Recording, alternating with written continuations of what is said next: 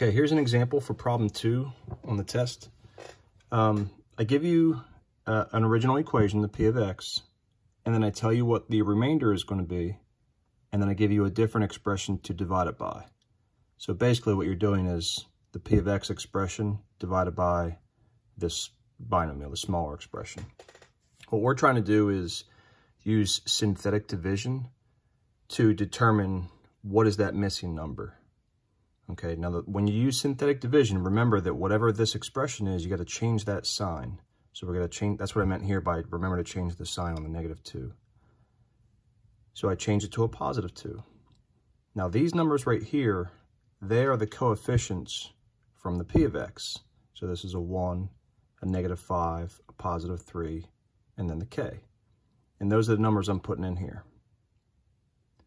All right, so the first number, you always drop it straight down, and then you're multiplying these numbers to the 1 out front.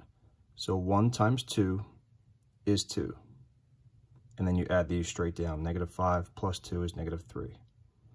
Multiply it back out front. -3 times 2 is -6.